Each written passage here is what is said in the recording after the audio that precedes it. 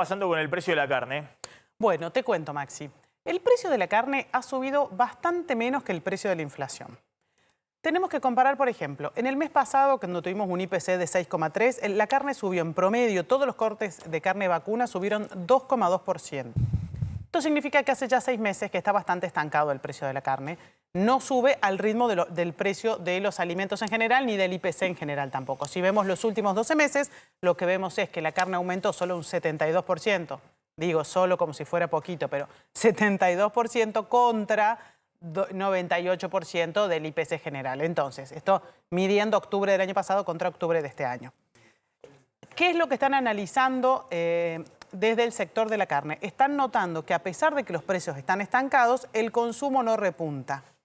Y se pusieron a analizar a qué puede deberse eso. También hay una dispersión de precios que tiene que ver con precios muy diferentes entre los supermercados y las carnicerías, con cortes de carnes que vos vas a comprar al supermercado y son mucho más caros en el supermercado de lo que son en una carnicería.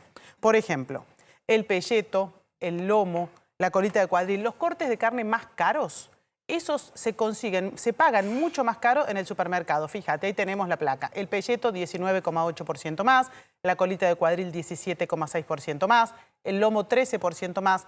Esto, si vos lo vas a comprar en el supermercado, lo vas a conseguir al corte y es de buena calidad igual que en la carnicería, pero el precio es más caro. ¿Por qué? Lo que dicen los expertos del sector de la carne es que quien tiene un poco más de poder adquisitivo o a veces no tiene tiempo de buscar precio o no necesita buscar tanto precio, lo compra en el supermercado con una compra grande. Quien busca precio y busca cortes más baratos es quien va a la carnicería. Como busca cortes más económicos, entonces allí el pelleto, el lomo, la colita de cuadril y otros cortes más caros están a mejor precio. Esta dispersión de precios también genera un poco de confusión. Pero hay como mucho temor al tema de ir a comprar carne a pesar de que el precio no ha subido tanto. Por ejemplo, el pollo, que es un sustituto que usamos muchísimo, que se usa más en esta época del año que al principio de año, el pollo subió un 99% en los últimos 12 meses, mucho más que la carne vacuna. Y sin embargo, el consumo de pollo no se ha retraído tanto como se retrajo el consumo de carne.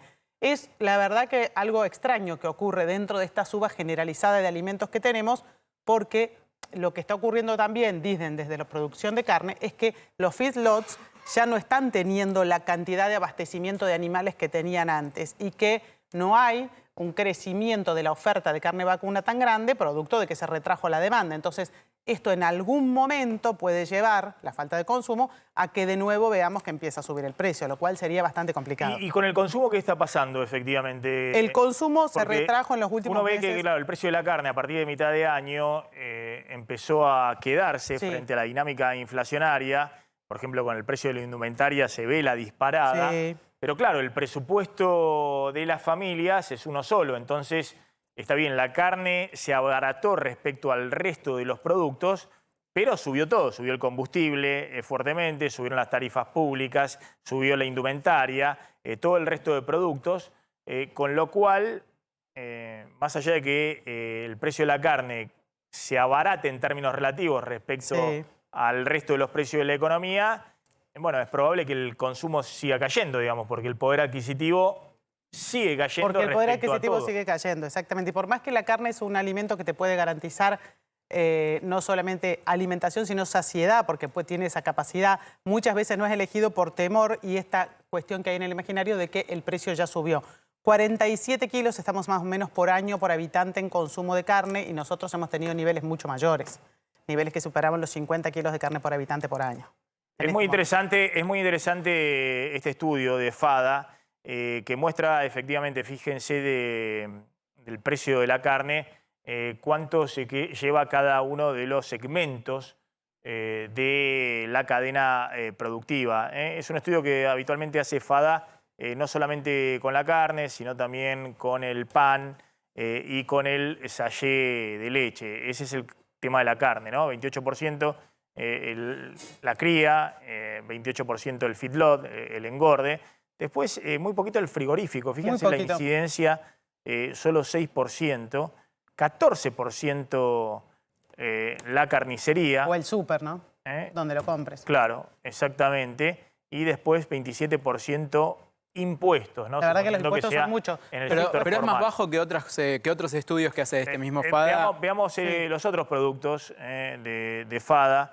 En el caso del kilo de pan, 13% en la incidencia del precio final es el costo del trigo, 6% el molino, es la molienda para transformar en harina, 56% la panadería, todo el procesamiento, y 25% de impuestos, ¿no? Más o menos en el nivel de lo que hablamos de la carne era 27% de impuestos, Claro. el pan es un cuarto del precio, son impuestos. Y finalmente el sachet de leche, según este estudio de FADA, empezando por el tambo, se queda con el 32% es del costo en la formación del precio, 31% la industria, las usinas lácteas,